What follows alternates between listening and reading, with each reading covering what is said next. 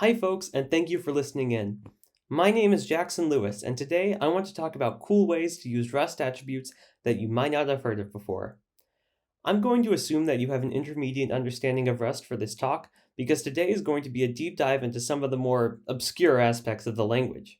That being said, I've done my best to make this accessible to everyone. Let's get right into it, shall we? So, as Albert Einstein once said, Rust attributes are pretty lit. I agree completely with Dr. Einstein. As the man who conceptualized spacetime, he would surely understand that part of being a programmer is acting like a time traveler. You must protect your code from your future self, who will forget all the nuanced details of what you wrote and ruin everything. Luckily, we Rustaceans have tools to help mitigate this issue: code comments, idiomatic guidelines, and strong typing. But in my opinion, the attribute is one of the greatest tools we have as Rust programmers. One that can save on boilerplate, reduce the chances of making mistakes, and boost productivity all at the same time. So, for those of you who don't know, an attribute is like a tag that you can put on a function, struct, or statement that tells the compiler to do something special. If you've ever derived a trait for a struct, then you've used an attribute from the standard library. Or you might have used the test attribute before to write a unit test. But that's not all. You can also define your own attributes and import them from third-party crates. For example, SeerDay is a popular third-party attribute that will automatically derive functions to manage the serialization and deserialization of your structs. You can see it being used here. And there are other popular libraries besides SeerDay, like tracing, async trait, and so on. But I'm not here to talk about those, because those popular libraries are only the tip of the iceberg. If you browse through crates.io, you will find hundreds of attribute libraries that get completely neglected. And even in the standard library, there are attributes that no one seems to use. So today, I want to talk about 5 of these attributes that are hidden in both the standard library and package registry, and how they can give your code superpowers. So to keep this talk interesting, I'll be explaining these attributes through a hypothetical story. Okay, what we have right here is the option enum, one of the most foundational types in Rust. One day, a controversial feature request proposes adding a third variant to the option enum called possible. While the maintainers insist that it's rather redundant, the creator of this feature request says that it will revolutionize the language. But there's a problem. Currently, people can write code that matches on an option like so. We have a branch that matches on the some variant, and a branch that matches on the none variant. This code is an exhaustive match right here, since it matches on all the variants of the enum. However, with the introduction of the new possible variant, this match on option will no longer be exhaustive, and this code will fail to compile. As you can see, exhaustive matches are fragile to changes in enum variants or struct fields. Because of this, crate maintainers can often feel pressure to push a new major version every single time they make modifications to public enums or structs, in the worry that the changes will break downstream crates. But is there a way to prevent this from happening? As a matter of fact, there is. So let's rewind time a bit and go back to our hypothetical story. If the Rust team had planned from the very beginning to expand option in the future, and didn't want to break existing code when they did expand it, what might they have done? The answer is the non-exhaustive attribute. Non-exhaustive tells the compiler that more variants or fields will be added to the enum or struct in the future. So any crate which uses it needs a wildcard when pattern matching, even if they've already matched all the existing variants or fields. It should be noted that adding non-exhaustive to your enum or struct is a breaking change to your API, because it invalidates any match statements that do not have a wildcard branch. So if you want to make your enum or struct non-exhaustive, it's best to do it when you first make it. Okay, let's go back to our code from earlier. If non-exhaustive had been added to the option enum, our pattern matching code wouldn't just look like this. We would need to add this wildcard statement too. Even though we've exhaustively matched all the variants, we need to add that wildcard or the compiler will throw an error, because the wildcard will cover future changes to this enum. As you can see, even after we add the new variant, this code will not break, since the new variant will be covered by the wildcard branch that we added. And that's the power of non-exhaustive. Okay, so shortly after this controversial rewrite, you take a break from open source to work for a local pizza restaurant. They are very forward-thinking, so their website backend has been written entirely in Rust. However, they also have a legacy codebase written in C, which is slowly being replaced with Rust code. They have a function in this Rust code called Pizza Validator that checks if a customer's pizza order is valid. Unfortunately, it has two major problems. One, it's poorly optimized, and two, it allows customers to order pineapple on their pizza. Gross! However, for one reason or another, the company doesn't want you to make any modifications to the existing function. Instead, they want you to write a new function that will gradually be phased in to replace the old one. So, a short while later, you've written a new and improved pizza validation function that outlaws pineapples, and you've gone around the code for the new site and replaced many of the existing calls to Pizza Validator with the new function. But there's a problem. A few days later, an order for pineapple pizza comes in, which, shouldn't be happening. You identify the problem in a function called add-to-order. It turns out that someone else recently rewrote this code, and in the process used the old validation function. But to be fair, there was little indication that using it was wrong.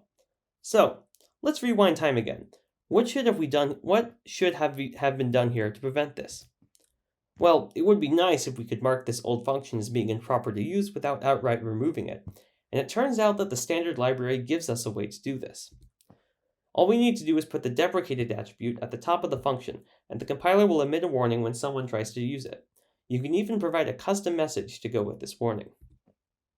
So now, if we try to use the old pizza validation function in the new function code, we're going to get a warning from the compiler. And in this case, you don't just want a warning. You want to make sure that using a deprecated function will throw an error for certain parts of your codebase. So if you put a denied deprecated attribute here, or at a higher level in the crate, the compiler will make this an error instead of a warning. And that's the power of deprecated. A few days after this incident, a report comes in about the legacy codebase. A segmentation fault is occurring due to a mistake that a programmer made while using an unsafe function called toBox. This legacy codebase has several unsafe functions that require the usage of raw pointers in order to work with the old C library, and toBox is meant to convert these raw pointers back into a safe box pointer. As you can see, whoever wrote this function left safety documentation in the comments, which is the right thing to do. However, there are still two problems with this code. The first problem is that toBox can still be used without the programmer looking at the safety documentation. And the second problem is that this safety documentation fails to mention that passing in a null pointer will also cause a segmentation fault, and it is unsound to pass in a pointer that points to memory which was not allocated by the global Rust allocator. But I can understand that, because when you're running a safety comment, it's possible to accidentally overlook some edge cases. Now, what can we do to fix this? Well, we could start by expanding the safety section and putting a debug assertion to check if the pointer is null. But still, proving that the function is safe is still dependent on the function itself and not on its caller. Wouldn't it be better if the caller was responsible for proving that they're using the function safely? Well, this is where pre comes in. Pre, which is short for precondition, is a very underutilized third-party macro crate that requires assertions to be placed at both the function definition and the call site. First, we need to add the preconditions to the function definition to toBox, as seen here. So in this case, the pointer must not be null, the pointer must be unique and not be shared with another object, and the pointer must point to memory allocated by the global allocator. This, looks very similar to what we wrote in the safety documentation. Okay, now let's go to the code that was segfaulting and see how pre can help programmers avoid mistakes with unsafe functions. So, at a glance, it looks like this code is run when the user wants to create a new pizza with random toppings. As you can see, the code first creates a pizza struct by calling into the legacy C library, which appears to be wrapped with a safe binding on the Rust side, so we don't need to use unsafe here. The pizza struct does have a default method on the Rust side of things, but it looks like we're using a function from C to allocate it for whatever reason. Then it passes the pointer into the randomize function, which will randomize the toppings for the pizza. Though this also calls across the CFFI, it appears to be wrapped here, so we don't need to use unsafe. And then finally, it gets a unique box pointer to the pizza back using toBox. Since toBox is an unsafe function, we need an unsafe block here. However, since we've added preconditions to the toBox function, we also need to assure that we're using this function correctly, or this code will no longer compile. And adding these assurances will help us spot the reason why this code is segfaulting. So first, we need to assure that this pointer won't be null by putting the assure attribute, which is part of the pre library, on this toBox call. This will run an assertion in debug mode at the call site with the provided condition. In this case, that pizza pointer is not null. Note that we also have to add a reason as to why this precondition is satisfied, which makes users more aware of whether or not the provided condition will hold. As we add in the other assurances along with their reasoning, we catch the problem. ToBox is only safe when we're using a pointer which was allocated with the global Rust allocator. So the first line of code, where we allocated the struct from C, was the offender.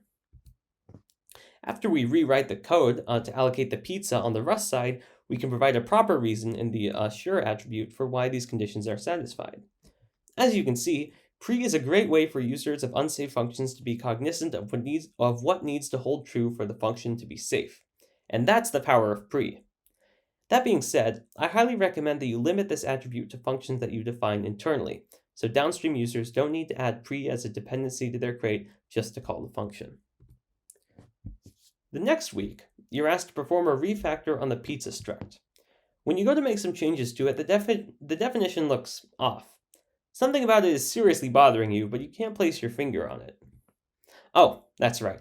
It's these publicity modifiers right here. The fields are public so that you can read from them directly instead of using a getter function. That's useful. But any programmer could also modify these fields if they owned this pizza variable mutably. Furthermore, since all the struct fields are public, the struct can be initialized elsewhere using raw struct initialization syntax. And all of this bypasses the existing functions which are meant to handle state changes and initialization of the pizza struct. But the good news is there's an attribute to fix this. It's so useful, in fact, I wish it was in the standard library. It's called read-only. All you have to do is add read-only as a dependency to your crate and then put the read-only make attribute on the struct of your choosing. Any function that would have had access to these fields, even if they were public, can still write to them. For example, this mozzarella method can still write to the struct directly. But outside the file, you can only read from the public fields, and you can't initialize the struct with struct initialization syntax. So this function right here will compile just fine, since we only read from the cheese field, even though we're taking the struct as a mutable reference. However, this function will not work, since we try to modify the field directly, and then we also try to build a new struct using initialization syntax. This will create two separate compile errors. But to solve our particular problem, we don't need to make all the fields read-only, we just need to keep a few fields from being changed. The good news is that read-only supports this too. By putting the read-only attribute on individual fields, the other fields can still be written to based on the normal publicity modifiers. And that's the power of read-only. Okay, finally, there is one major problem that still needs to be resolved with the pizza restaurant's website. The legacy system and the new system use a separate database for storing customer orders. Since the new system should read from both databases, a trait called order has been created, which provides a common interface over the two order formats, which will let the new system deserialize, operate on, and then serialize these two schemas interchangeably. But unfortunately that doesn't work, because Sereday can't serialize and deserialize trait objects, due to object safety rules with serialize and deserialize traits. As you can see here, if we try to create a box pointer to a dynamic trait object, the compiler will tell us that order is not object safe. And this is because Sereday's serialize and deserialize traits are requirements for this trait, and those are not object safe themselves. So let's go back to the order trait, this time with no requirements for serialize or deserialize, because that clearly didn't work as planned. In order to serialize and deserialize an arbitrary object of this, we're going to need the third-party type tag attribute. Type tag lets you serialize a trait object as an enum, where each variant is an implementer of that trait, and the content is the serialized version of that implementer. Here, you can see that we serialize the order trait as a tagged enum using the arguments we passed into the attribute to specify the names of the tagged fields, in this case type and content. And then, as long as each implementation of order implements serialize and deserialize themselves, we can use type tag to make them serializable as trait objects. All we need to do is put the attribute above each implementation, and this works even if the implementations are in different crates, which I think is really cool. Now, the code which previously failed will compile without any problems. And that's the power of type tag. Alright, that just about wraps it up. I've hoped you learned at least a few new attributes and how you can apply them to real-world scenarios. Here is a list of cool attributes that I didn't have the time to talk about. I highly recommend you check them out on your own time. Thank you so much for listening and have a great rest of your RustConf.